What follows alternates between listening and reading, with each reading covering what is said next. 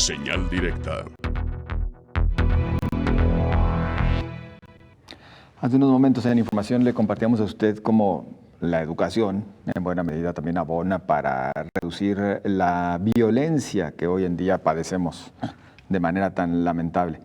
Y sin lugar a dudas, la lectura, abona en la educación, en la prevención de la violencia, pero en cuántas cosas más. Es lo que hoy queremos platicar y agradecemos el que nos acompañen en el estudio Paula Zulaika Gómez, directora del Departamento de Lenguas del ITESO. Bienvenida. Gracias. Gracias por acompañarnos.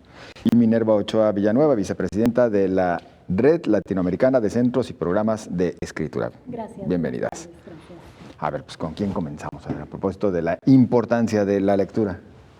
Paula, bueno, adelante. El día de mañana vamos a tener la inauguración del cuarto Congreso Internacional, precisamente de la Red Latinoamericana de Centros y Programas de Escritura, que tiene una importancia porque no es solamente un congreso donde se resalte o se estudie las habilidades comunicativas a nivel académico, sino es precisamente cómo es necesario un acompañamiento por medio de los centros y los programas de escritura, ¿no? Que hay esta idea a veces que esas son habilidades que uno aprende a leer y a escribir en la primaria y pues se acabó, ¿no? Pero vemos que a medida que uno avanza en la vida, hay habilidades estas habilidades se tienen que seguir haciendo crecer, se tienen que seguir teniendo aprendizajes alrededor para poder lograr nuevo conocimiento. Bueno, y decimos que sabemos leer. Bueno, la bronca, perdón el término, es que lo entendamos, ¿no? Sí, hay muchos factores ahí que entran en juego. Como mencionabas hace rato, la educación es determinante en toda sociedad y la lectura y la escritura son sumamente relevantes porque son los procesos a través de los que se construye conocimiento. Entonces, efectivamente en la primaria se puede aprender a decodificar, ¿verdad?, el sistema de escritura, pero es necesario esto que señalas de que se llegue a un proceso de comprensión, pero además es necesario también que se vaya ubicando. La lectura y la escritura son procesos construidos socialmente y esto hace que conforme cambian de contexto, también las habilidades que se deben aplicar van variando. Y nosotros estamos muy enfocados al trabajo ya en lo académico a escala universitaria y no son las mismas habilidades que alguien aprendió durante la primaria para poder leer y escribir adecuadamente a este nuevo contexto en el que se van a desempeñar en la universidad. Claro. Y tiene que ver también con lo demás que mencionas, ¿no? En situaciones sociales como la que estamos viviendo actualmente, evidentemente tener posibilidades de capacidad de abstracción, de decodificación, de información en lo general, pues nos puede dar más facilidades para nuestro manejo en este ambiente y la mejora del mismo también tiene una incidencia. Claro.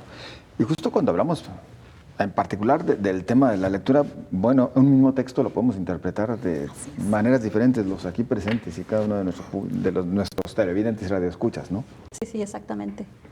Ese es el gran problema, que luego también nos dicen algunos expertos que lo padecemos de manera muy importante en México. Y no aprendemos adecuadamente. Sí, tiene que ver con estos niveles de complejidad en parte de los textos que varían. Primero están situados, y entonces en su contexto tienen algún significado y hay que conocer también ese contexto, saber cómo funciona el lenguaje en ese contexto, porque va a variar. Pero otra cosa importante también en este sentido con lo de la lectura y escritura es que esa posibilidad de diferentes interpretaciones puede ser una riqueza en un área como la literatura, pero en otras áreas que son más bien de otros ámbitos como a lo mejor lo académico, lo político, la falta de precisión tanto a la hora de escribir como a la hora de decodificar lo que se escribe, puede tener efectos no deseables. Sí, nos dice tanto en lo político y no se diga cuando también entramos a materia informativa, por ejemplo, en el caso de nosotros, ¿no? Sí. Y hay un componente muy importante que tiene que ver también con el manejo ético, ¿verdad? Los procesos comunicativos, pues todos los seres humanos nos vemos afectados por los mismos, pero al mismo tiempo incidimos en nuestro entorno a través de los procesos comunicativos y pues hay que también considerar estos componentes, no se digan los medios que señalabas. ¿Y qué tan preparados estamos en esta materia en México en particular, para saber escribir y saber leer? Yo creo que, a lo mejor la respuesta obvia podría ser como hay muchas carencias todavía, ¿no? Pero creo que tenemos Minerva y yo creo que compartimos una visión un poco más optimista de que hay muchos cambios, se está viendo cambios.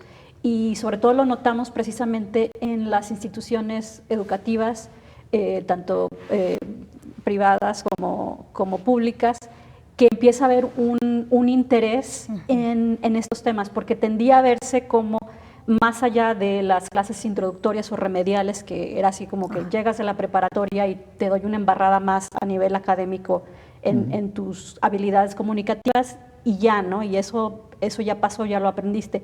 Pero lo que estamos viendo es que las instituciones están apostando precisamente por programas, por servicios de acompañamiento, por centros de lectoescritura.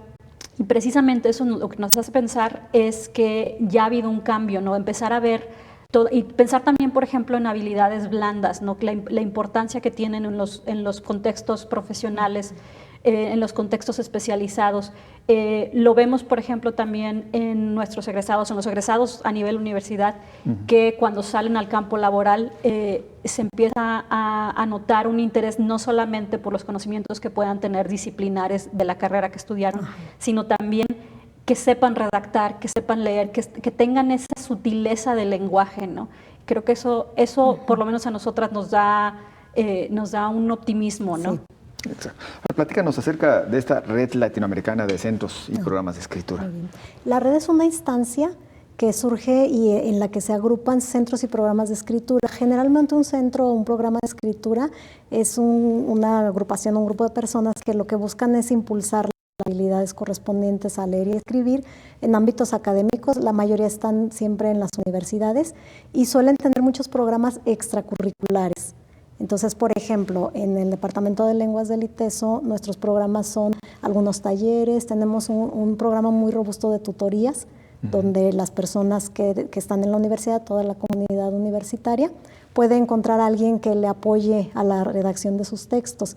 También hay a lo mejor trabajo con docentes en los centros y programas de escritura, y hay un componente importante en la red que es el hecho de que sea latinoamericana, no es solo por una cuestión de la lengua, también tiene que ver una cuestión de identidad y de historia compartida. El asunto de nuestro idioma, por ejemplo, que ahora hablamos el castellano, ha pasado por todo un proceso con los pueblos originarios y las lenguas indígenas antes, entonces todo eso se contempla en la red.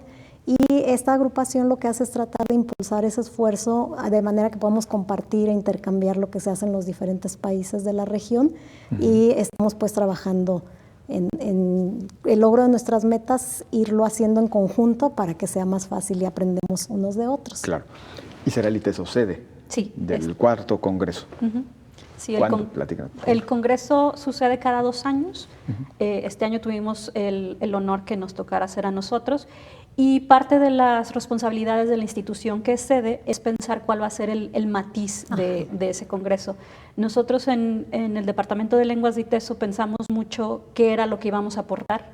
Tiene que ver también que nosotros en nuestro departamento no solamente nos abocamos a la lengua materna, sino enseñamos otras lenguas extranjeras, enseñamos lenguas originarias también, se enseñan náhuatl y wixárika, y tenemos también ciertos servicios sobre lenguajes de inclusión, taller de braille y club de conversación de lenguaje de señas. Entonces pensamos que ese era el matiz que queríamos darle, y de hecho el subtítulo del congreso, como es en este número, el número 4, en el que somos sede, es tendiendo redes hacia la interculturalidad, la inclusión y el multilingüismo.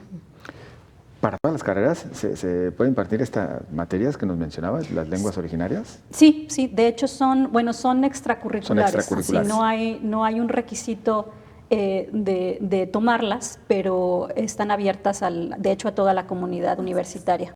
¿Y qué tanto son socorridas por nuestros jóvenes? Ha sido muy interesante. Sí. El programa de náhuatl es ya bastante robusto, ya tenemos 2 años, más o menos, un poco más de 2 años con él, y ya ha llegado, ya tenemos, o sea, sí es un programa y hay generaciones que van ya en el nivel 3 de este programa.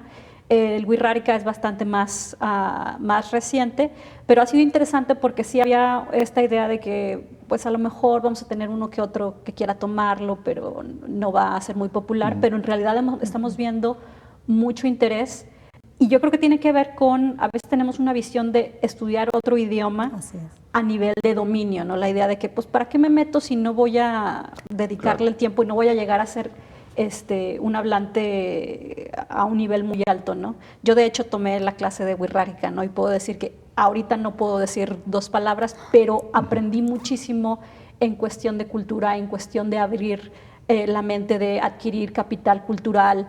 Y yo creo que esas son las apuestas que debemos de hacer con otras lenguas, ¿no?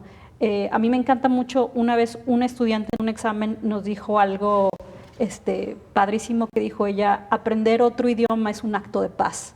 Entonces yo creo que precisamente hablábamos de los difíciles tiempos en los que estamos, y yo creo que esa es la apuesta de aprender, no solamente, bueno, debemos de aprender nuestra propia lengua, pero aprender otras lenguas es precisamente conocer al otro. Claro.